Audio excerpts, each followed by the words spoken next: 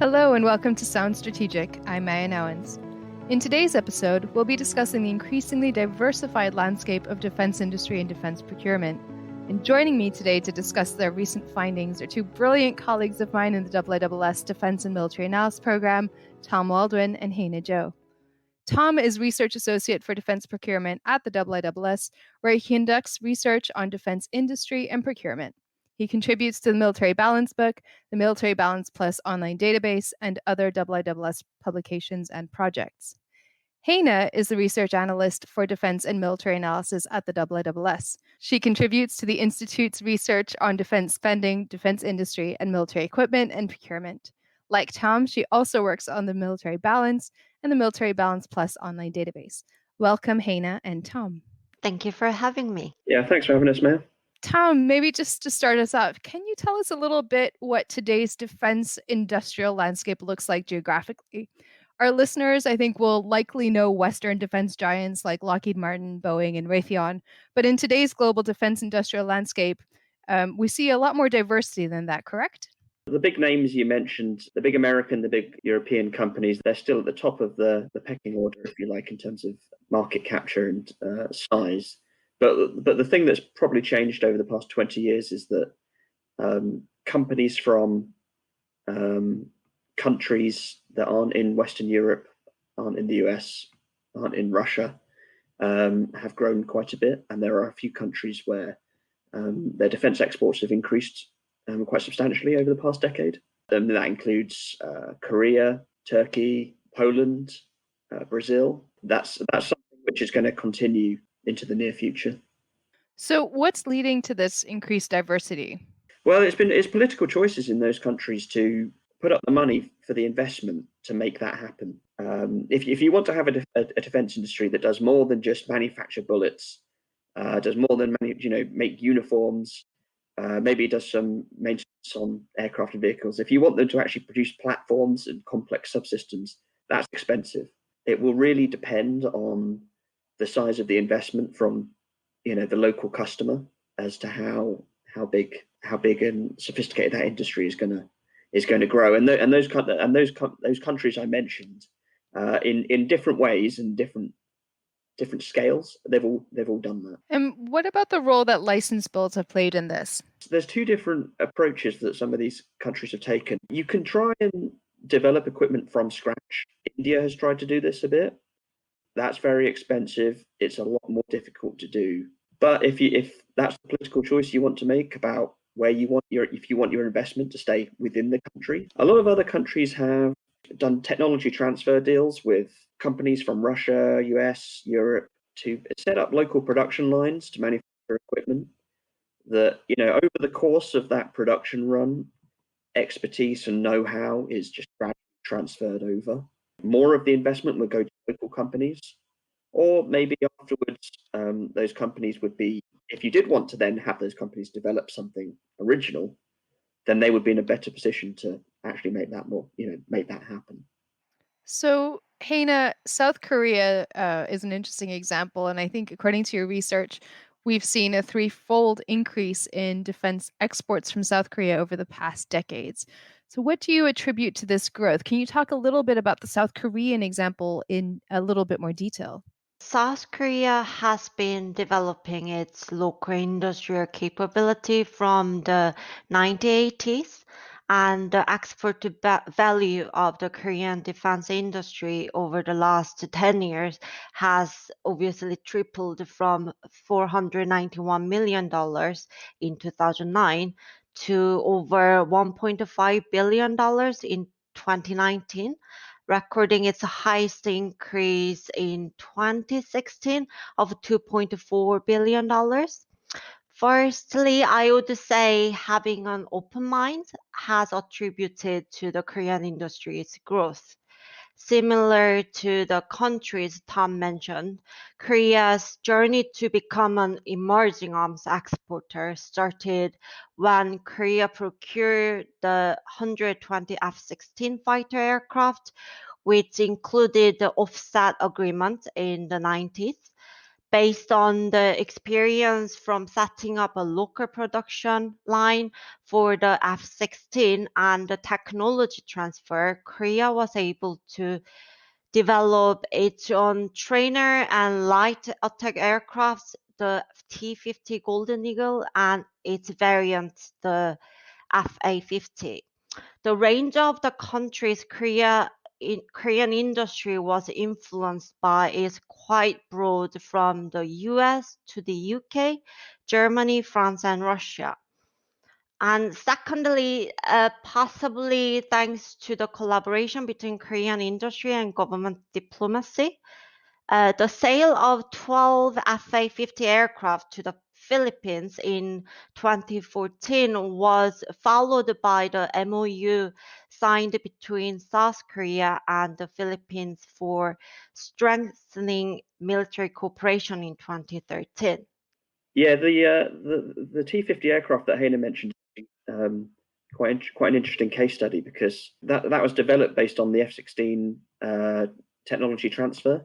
So I think the idea with it actually is, if you were to sit in it, I mean, I wouldn't notice, obviously, because I don't know anything about flying an aircraft, but if you were a trainee pilot and you were to sit in that and learn to fly that, and then go sit in an F-16, it's designed to be, the transition is a lot easier. But that aircraft actually has now actually won a number of competitive competitions with Western or European and Russian companies, and I think that's something which, not just in this particular area, but in other sort of sectors of procurement, you can expect to see products from some of these emerging defense industrial nations be a lot more competitive going forward. Both of you speak to the role of politics and political will here in driving a defense economy in some of these countries. But are there any countries that you would say have the potential to become greater defense exporters, but for which the political considerations might prevent them from currently doing so? Japan is a very interesting one there, because if you look at the range of equipment types that they actually produce, local companies, a lot of it is licensed production, but it's increasingly original designs. They and they kind of jumped in at the deep end, if you sort of pardon the pun a little bit, with the Australian submarine program, because they decided to, right, our first big defense export campaign is going to be for this incredibly complex program, which is going to be not just the sale of equipment, but it's going to be a multi-decades investment in a relationship between two countries. But they've got a lot of know-how, and I think it's something the government there's been wanting to change, but knowing how to actually go about doing it, and having knowing how to access different markets is another thing. And I think that's something which they're going to find that's the learning curve for them, really, rather than the sort of technological learning curve. So the business angle to this is, in some cases, a little bit more complicated. Yeah, and it's not just about securing the sale as well, because you've got to demonstrate that you can provide the kind support package, which Japanese industry has only got a history of maintaining Japanese aircraft. They've not dealt with aircraft belonging to foreign customers and operated in those countries. So that's a challenge for them as well, actually. And the other thing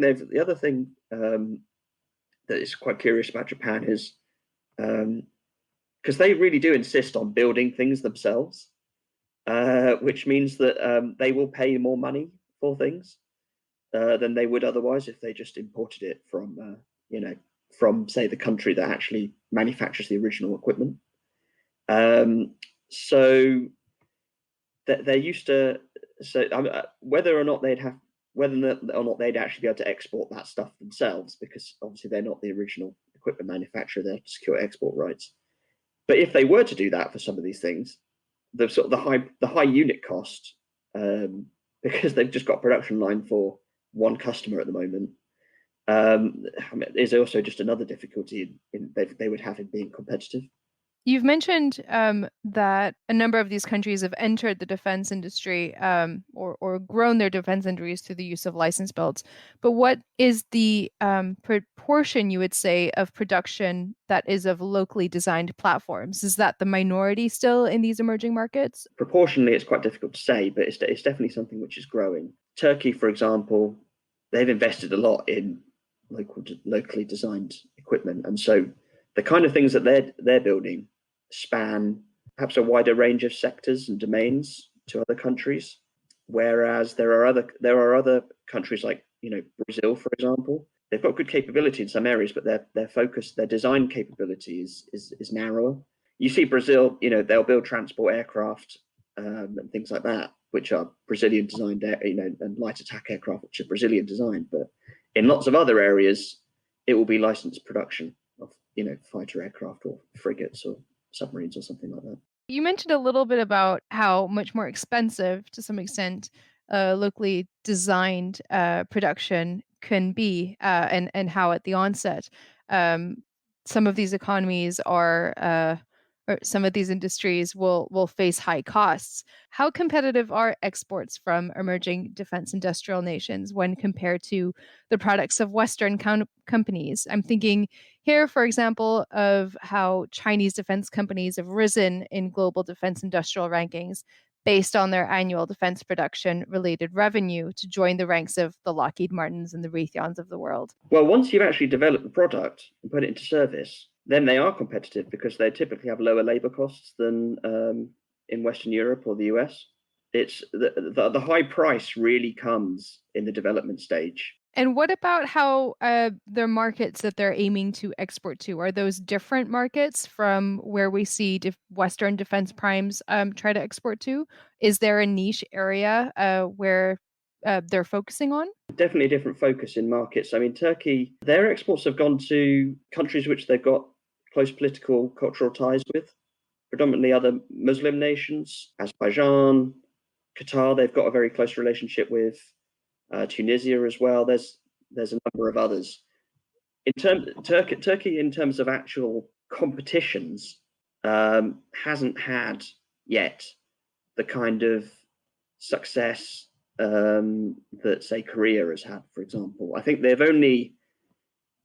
only had one export to a NATO country so far, and that was for some gun systems for a patrol boat. So I think it was Croatia or something. Their exports are driven by political relationships. But is the aim for countries like Turkey to export to NATO? Is that something that they like to do, or is the market that they're targeting at the moment sufficient? Oh no, absolutely. Well, Turkey actually has very, very overly ambitious export targets, which I'm not sure if they've actually still got them. They probably still do. But a few years ago, their plan was by 2023 they were going to have $25 billion worth of defense and aerospace defense exports per year, which you think about your established defense. I mean, UK and France don't even do that. It's kind of a silly target, but actually what they've been able to do, the kind of growth that they've achieved, I think in the late 2000s they were on just under $1 billion worth of exports, and now they're over 2 billion. So if you ignore the silly target, what they've actually done is very impressive. And so I think the idea, because the Turkish government has got a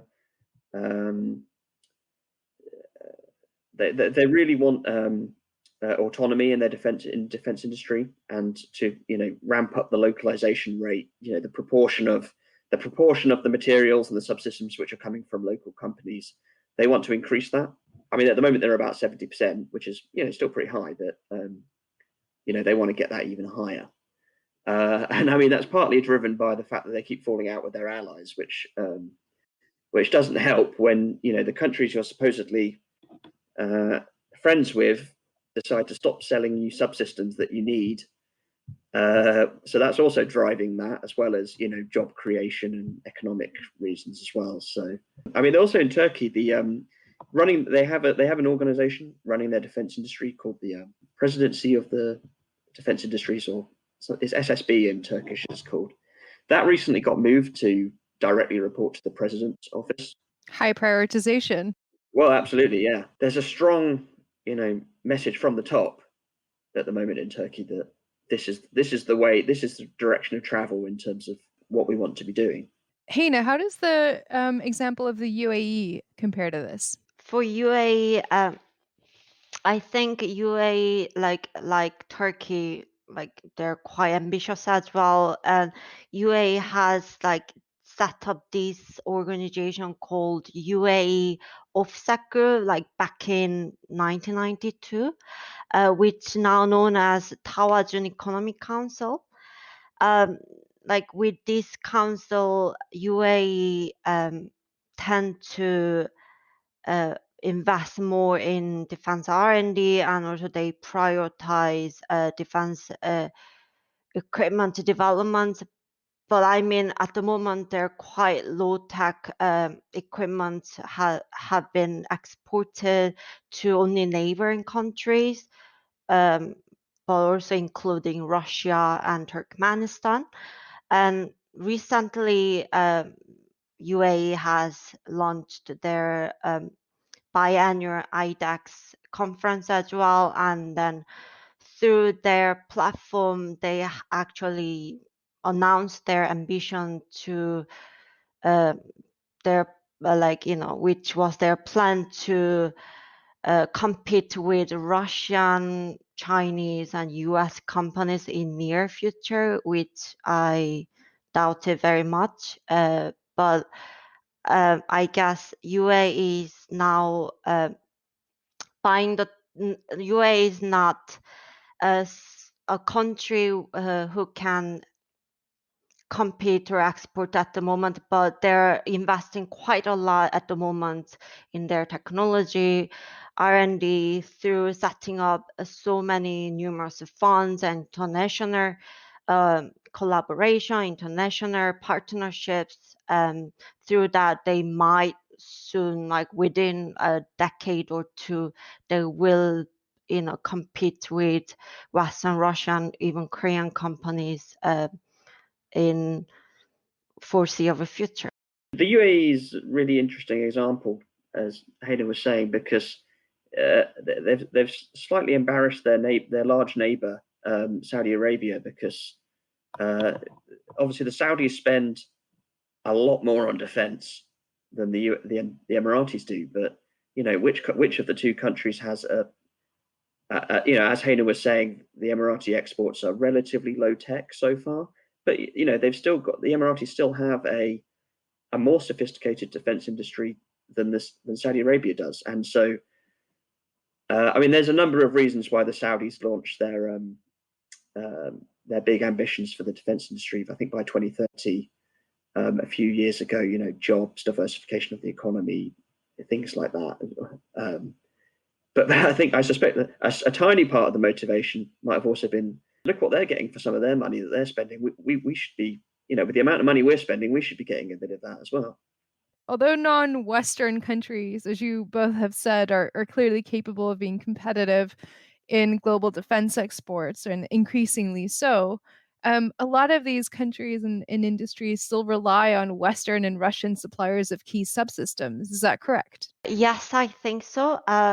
The Korea's indigenous main battle tank K2 Black Panther is a really good example. The prime contract is Hyundai Rotem, and K2's power pack consisting of engines supplied by a Korean company called Doosan Infracore, and the transmission systems manufactured by another Korean company called S&T. However, since the Korean-built power pack kept failing the quality test, 100 K2 from the 2010 contract ended up acquiring the German power pack, And the second and third batches of 156 tanks from the 2014 and 2020 contracts have also decided to go with a hybrid power pack, the combination of Germany's transmission system and a Korean-built engine by Doosan. This shows that there is still some reliance with Western suppliers for key subsystems, which can cause delays with the production, especially when another contract was awarded like to Hyundai Rotem in December last year, meaning the potential of further delays and the potential lack of growth for Korea's defense capabilities. So, what leads to this weakness in developing subsystems exactly? It's just very difficult to do some of these. I mean, I think that K2 example is a really good one because the problem is everything else was pretty much fine, and you had a viable tank, but engines are just very, not just for vehicles but for ships, for aircraft. It's very, very difficult to develop one that's reliable for a military platform. You think about the kind of things that they would have to deal with, this kind of conditions, temperatures, all of that kind of stuff. It seems to me just very difficult to do. Even with the kind of technology transfer that you get for things like engines, even then it still seems to be really difficult. That K2 example links to a Turkish program actually, because as I mentioned earlier, the Turks are sort of falling out with all of their suppliers at the moment. Turkey has also got a main battle tank program at the moment called Altay, and they actually managed to develop. I mean, it was actually cooperation with heavy cooperation with a Korean company. Actually, the design is actually quite heavily based on the K2 tank that Haena was talking about. So that helped as well. But they managed to develop a tank which seemed to be working fine. It reported to have done very well in trials. You think, okay, they've actually managed to do it, relatively on time. That's quite impressive. All of the prototypes had German engines. Now they've fallen out with Germany, who sort of either officially or unofficially restricting defense exports to Turkey. Can't quite tell whether that's official embargo on exports at the moment. And that as well as a decision to basically change the prime contractor for the program to a company which has got closer political ties to President Erdogan. Losing your engine supply for an armored vehicle is basically completely derailed the program. And I think Haena now the idea is that they're going to actually go to those Korean companies you mentioned to source an engine, I think, from them. Yes, apparently Doosan Infracore and SNT are the only manufacturers in Korea who can produce engines and transmission systems for military tanks. Does this mean that a number of these countries are focusing specifically on addressing this weaker element of their industry in terms of producing defense subsystems, or most of them skipping that and just relying on imports, regardless of the political risks that they face? In some cases, that comes as part of the wider development of the platform. There are other ones where, particularly in shipbuilding, you get this, for frigates and things like that, where because shipbuilding is very political in a lot of countries, you'll often find that the relatively cheap bit, which is the steel, is and the hull and everything, and that's all built locally. But actually, the radars, propulsion, the weapon systems that come on board, that are fitted on board, that's actually all imported. In some cases, there is no attempt to develop something, a local alternative, and you just think, well, this works. We can buy it off the shelf. We'll just get this instead. But there's other platforms where it's a mix. Some of the frigates that Korea was building, they've increased the amount of local systems on board. For a while, they still had a lot of American missiles, and now there's actually a wider range of Korean missiles. It varies quite widely from program to program. And also during the research, I noticed that, for example, China must have other specific rules and protocols to choose subsystems in this regard because of their national security laws and stuff. But China also seems like they still rely on importing engines and the main subcomponent. I read this kind of government report showing that China still imported German aero engines from a company called Limbach Flugmotoren. Sorry for my pronunciation.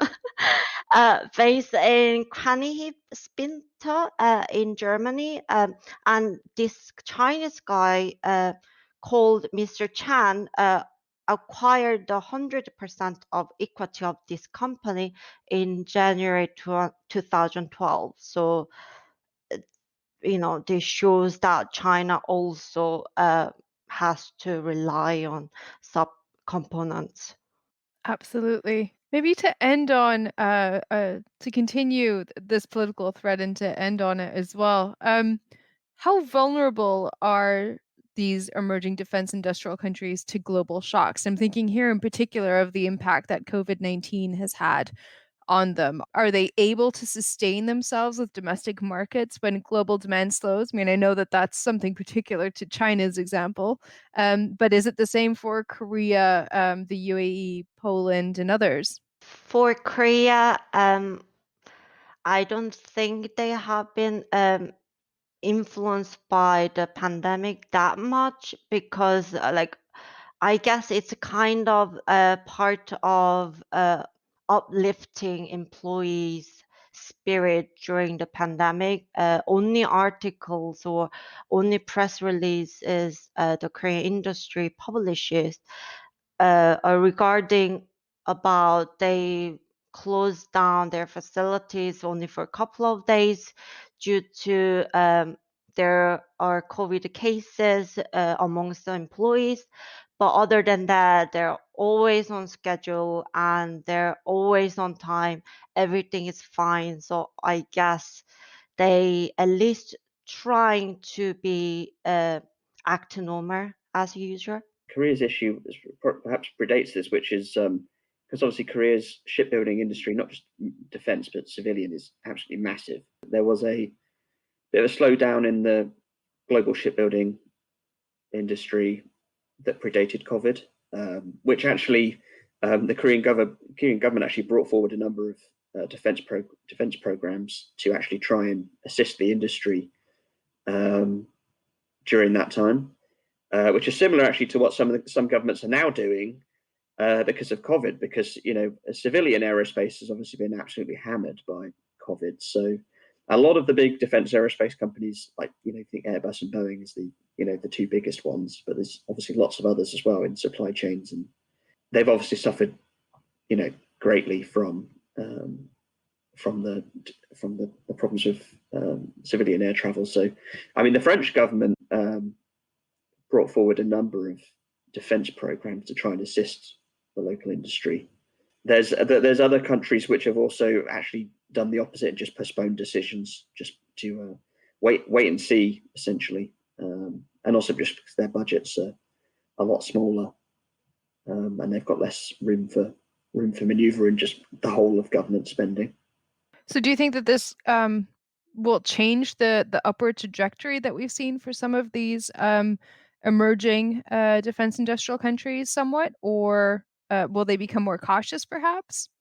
Well, one potential negative for the Polands, the Koreas, Turkeys, Brazils of this world is the big defense companies in the US, in Europe, that have got supply chains that extend out to those countries and other countries. They might be thinking, well, global shocks like that, perhaps our supply chain is a bit vulnerable to that kind of thing, and we would be a lot better And we're a bit more vulnerable to the way, lots of different governments handle things. Maybe we would be better off bringing, even though the labor costs might be higher, bringing some of that back within, the home country. They may do a cost-benefit analysis and come to a different conclusion, of course, but that's something that they might be thinking about. And of course, just the really big issue is if lots of support for people who are unemployed and also all the extra medical care that's been needed, that if that results in cuts to defense budgets, then that's really going to be the big problem. But there's other countries where actually Turkey's problem, I find Turkey to be a really fascinating country in terms of its defense industry, to be honest. But their biggest problem is, like I was saying, they keep falling out with all their friends. And the S-400 buy will probably have to go down as one of the most expensive defense acquisitions of recent time. If you think got them kicked off the F-35 program, so there's no planes and also no place in the supply chain as well. If there's a wider economic downturn in some of these countries, I think that will be the thing to look out for in how these countries will fare. As Tom explained quite well, for Brazil, Poland, Turkey, and Korea do not have a luxury to kind of having multiple supply chains or diverting supply chains like that. Like, for example, Boeing's Apache helicopter, the one of director interviewed that they made a decision to maintain two suppliers for their production line for the AH-64 Apache helicopter. But I guess for other countries, they have to consider the production cost and then their financial record as well. So I guess they will have to suffer a bit more. Well, I think that is all that we have time for today. But I want to thank you both for joining me in this episode and for sharing your fascinating area of expertise and insights on defense industry and procurement. Thanks for having us. It's been a pleasure. And thank you all for listening. We hope you enjoyed the episode as well. Please do follow, rate, and subscribe to Sound Strategic wherever you listen to your favorite podcast to keep up to date with all the latest episodes. And for more in-depth analysis of the key international security and defense issues from around the world, please be sure to follow the IISS on Twitter, LinkedIn, or visit the IISS website. Thank you and see you next time.